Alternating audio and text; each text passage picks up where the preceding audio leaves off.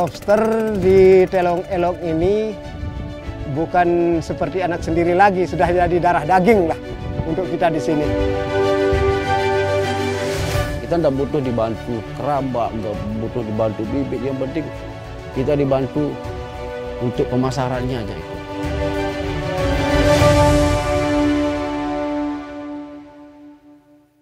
Jajaran kepolisian dari Direktorat Reserse Kriminal Khusus Ditreskrimsus Polda Jawa Barat mengungkap upaya penyelundupan 70.000 benih lobster atau benur yang dilakukan 2 orang tersangka di Cikidang, Sukabumi, Jawa Barat. Benur yang akan diselundupkan ini diantaranya lobster jenis mutiara dan lobster jenis pasir dengan nilai sekitar 23 miliar rupiah. Lobster, salah satu komoditas ekonomis yang sangat penting dari perairan Indonesia. Harganya yang tinggi, baik di pasar domestik maupun internasional, membuat komoditas ini banyak diburu di alam liar. Tercatat, 6 jenis lobster seperti pasir, mutiara, batu, bambu, batik, dan Pakistan hidup dan berkembang biak di Laut Nusantara. Begitu menggiurkannya komoditas ini, hingga membuat tangan-tangan jahat tergoda untuk mendulang keuntungan secara instan. Caranya, menangkap benih-benih lobster dan menyelundupkannya ke pasar internasional. Karena saya dapat tawaran yang lumayan, terus saya pun banyak utang juga, jadi ya saya lakukan hal tersebut. Saya sangat menyesal dengan apa yang sudah saya lakukan saat ini. Ini yang pertama dan terakhir lah, saya tidak akan mengulangi lagi. Tercatat, sejak 23 Desember 2020 hingga 14 April 2021, 14 kasus penyelundupan benih-benih lobster berhasil digagalkan. Atau rata-rata 4 kasus per bulan, 1 kasus per pekan. Total 1.398.618 ekor senilai 209 miliar yang hendak diselundupkan oleh para pelaku kejahatan. Modusnya pun beragam, mulai dari menggunakan alat angkut non-reguler atau charter dan speedboat, kemudian pengeluaran melalui pelabuhan tangkahan, distribusi terputus melalui jalur darat dan laut, hingga mencoba mengelabui petugas bandara dengan memalsukan manifest pengiriman barang. Maraknya penyelundupan ini menghadapkan lobster pada bahaya kepunahan. Badan Riset dan Sumber Daya Manusia mencatat, seksual maternity lobster dewasa berlangsung saat dia berusia 3-4 tahun, waktu yang lama untuk bisa produktif. Penyelundupan benih lobster dari tahun 2013 sampai ke 2017 itu. Sekolah 2,5 tahun, lulus sekolah 2019.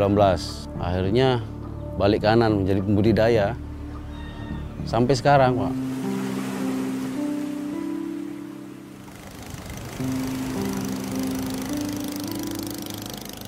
Namun ada harapan di balik setiap ancaman. Sekelompok pembudidaya lobster di Lombok Timur mengawinkan semangat keberlanjutan dan pemanfaatan ekonomi komoditas bernilai tinggi ini. Ini bekas poket mutiara. Kita bisa jadikan jadi kerangkeng buat budidaya lobster. Penghasilannya bagus, lumayan lah, ketimbang daripada yang dulu. Ini modalnya 3,5 juta satu kerangkeng. Ya lebih murah dari pabrikan.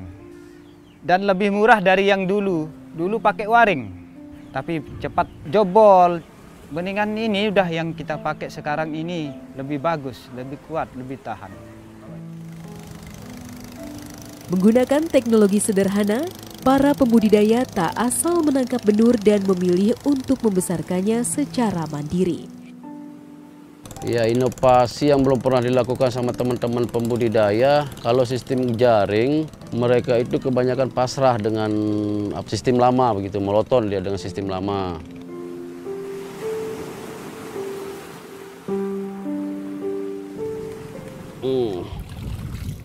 Ini bibit hitam. Jadi proses kita mau budidaya dari hitam ini, jadi kita tampung dulu di rumah yang BBL-nya. Nah, setelah hitam warna begini, baru kita tebar. Gitu. Jadi 3 hari, 4 hari lah kita lakukan pendederan di rumah dulu. Siklus budidayanya dari bibit yang ukuran begini, ini kan sudah hitam nih, ya ukuran 3-4 cm lah kayak ini.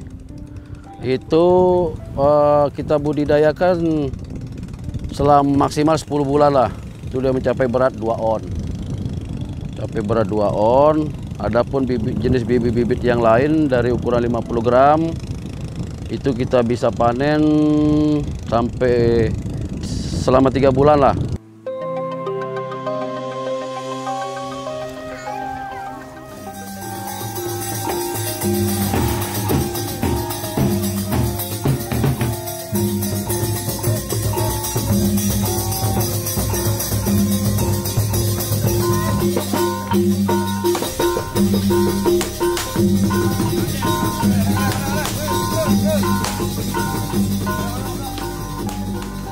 Nusa Tenggara Barat adalah salah satu tempat yang berpotensi tinggi.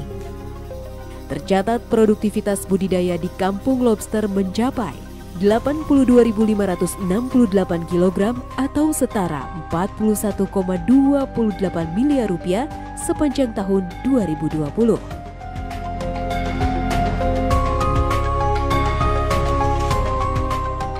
Provinsi Nusa Tenggara Barat tidak hanya dikenal sebagai destinasi wisata alam dan pantai yang indah, tetapi juga kaya akan potensi kelautan dan perikanan yang melimpah, seperti potensi budidaya lobster yang cukup tinggi.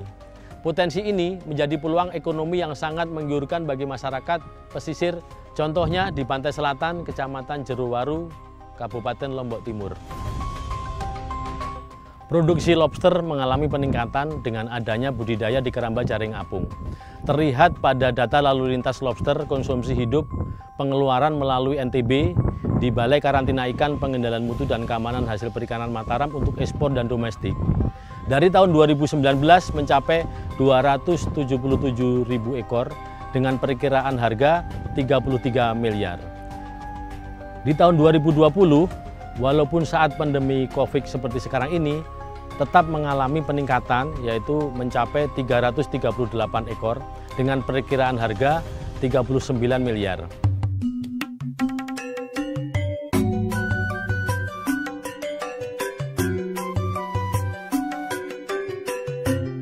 Ya terus terang ya NTB ini merasa beruntung ya. Saya secara pribadi mengenal baik Pak Menteri Kelautan dan Perikanan yang baru, Pak Trenggono. Ini pengusaha sukses, punya mimpi yang besar, punya rekam jejak yang sangat baik. Dan saya sangat appreciate bagaimana beliau ingin menjadikan Nusa Tenggara Barat ini sebagai pusat budidaya lobster nasional bahkan dunia. Semangat besar ini tentu karena ini Mas Treng yang bicara, saya yakin ini akan diwujudkan. Dan kami sudah mengunjungi tempat-tempat yang memungkinkan itu terjadi dan luar biasa. Pengalaman kita punya bibit lobster yang banyak. Selama ini kan nilainya mungkin ada tinggi, kita lihat secara kasat mata, tapi sebenarnya bisa lebih maksimal lagi. Oleh karena itu ide beliau menjadikan NTB sebagai lobster estate, itu kami akan dukung penuh dan semua upaya Pemda akan kami maksimalkan untuk mendukung lobster estate ini. Nah, mudah-mudahan budidaya dengan teknologi inovasi yang mantap gitu, kita tidak lagi kalah dengan Vietnam di kemudian hari karena kemampuan pengalaman kita mungkin. Saya yakin program Pak Menteri Kelautan menjadikan Lombok sebagai lobster etalase itu akan sukses.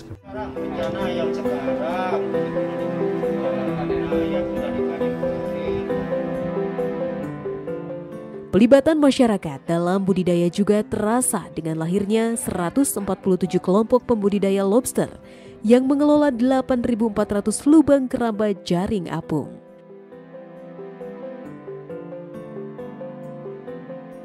Saya ikut pembudidaya lobster dengan berkelompok dan semuanya janda dan jumlah kelompok saya 11 orang dan nama kelompok saya Putri Laut. Ya, pasti ada susahnya sih. Karena kita kan perempuan, tenaganya juga enggak seperti laki-laki. Pertama, menyiapkan pakan lobster. Kedua juga pergi ke KJA untuk memberikan makanan lobster dan juga mengangkat jaring untuk bersih-bersih. Alhamdulillah, kalau budidaya di Telong Elong ini mulai dari 2009 sampai sekarang ini puncaknya agak besar-besaran sampai 2021 ini karena sangat lumayan berhasil. Yang dulunya dari tidak sekolah, tidak sampai menempuh pendidikan tinggi sampai banyakan yang jadi sarjana. Dengan semua hasil lobster aja. Kalau harga lagi bagus, kayak Agustus, September, Oktober 4 bulan itu sampai Januari bisa pengiriman 3 kali seminggu itu sekitar 300-400 kilo. Tapi kalau keadaan sekarang ini harga lagi anjlok begini ya paling mentok 2 kali seminggu itu pun 2 koli, 50 kilo. 40 kilo tetap rutin ada. Nah, kan di sini khusus budidaya. Nah, yang kita harapkan yang kita kirim ke Jakarta ini kan budidaya semua. Adapun yang alam tapi tidak seberapa, paling-paling 1-2 kilo aja.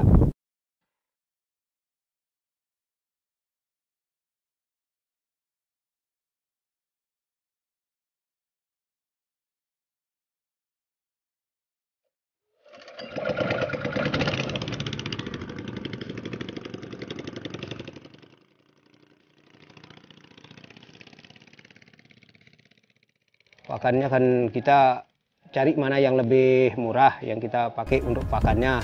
Kadang-kadang keong darat, keong emas, kadang-kadang ikan rucah. Yang paling banyak ikan rucah.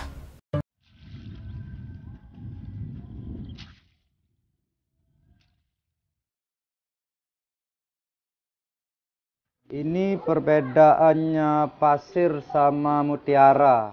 Kalau pasirnya bintik-bintik hitam, kalau mutiara ada 2 hitam tapi warnanya biru dari tanduk yang seperti ini.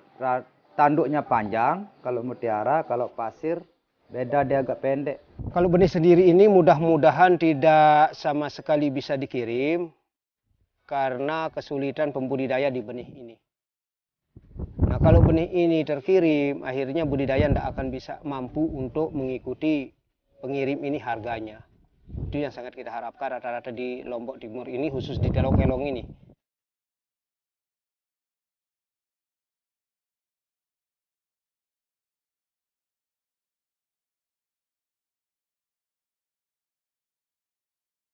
BKIP Mataram memberikan dukungan penuh kepada nelayan lobster ataupun pengguna jasa dengan sertifikat CKIB di sentral-sentral budidaya lobster seperti Kampung Lobster di daerah Telong Elong, Lombok Timur yang telah dicanangkan oleh Menteri Kelautan dan Perikanan beberapa waktu yang lalu.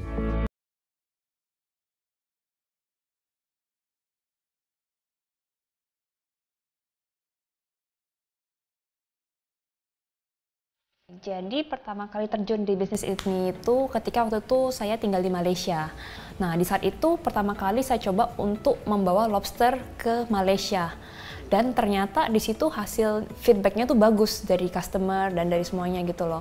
Dan saat itu membuat saya jadi kayak ketagihan nih. Wah, berarti hasil Lombok nih nggak main-main. Saya berusaha untuk mendalami dunia perikanan. Pertama kali coba juga bisa langsung menembus pasar ekspor dan kebanyakan kayak ke Malaysia dan juga Filipina ya. Terus kemarin kita baru mencoba untuk ke pasar di Cina. Lombok itu kan sudah airportnya itu sudah internasional.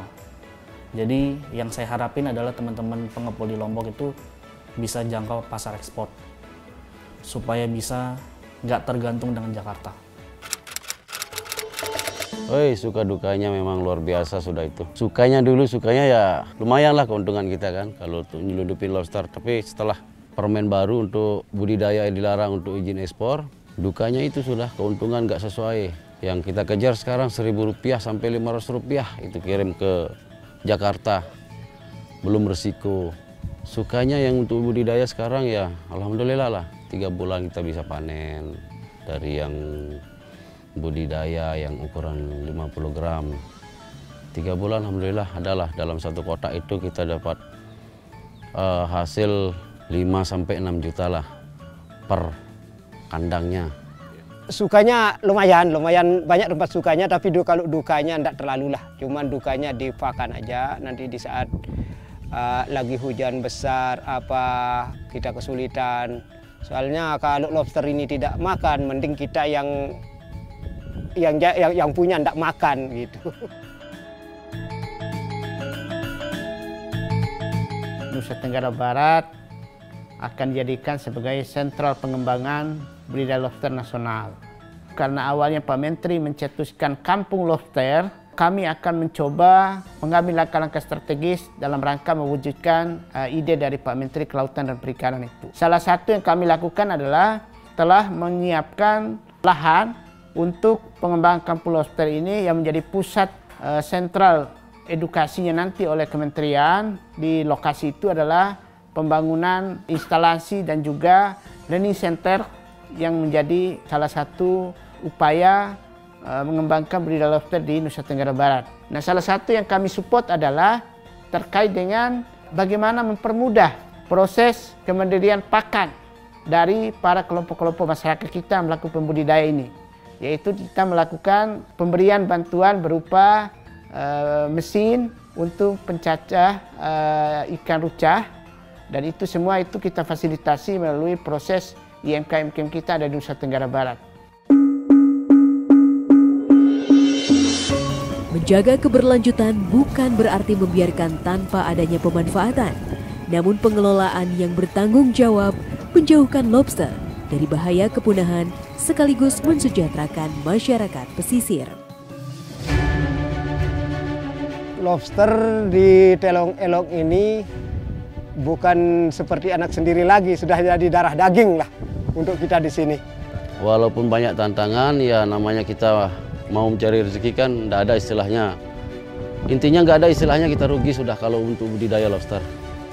Ke depan kita bersama para pelaku usaha nasional, yaitu Gabungan Pengusaha Lobster Indonesia, menginginkan ada pola komunikasi yang jelas supaya harga di tingkat petani itu tidak dipermainkan oleh para tengkulak maupun para pelaku-pelaku usaha yang sifatnya musiman, sehingga ada kepastian harga terendah daripada komoditi lobster hasil budidaya masyarakat ini betul-betul bisa menjadikan mereka akan lebih sejahtera.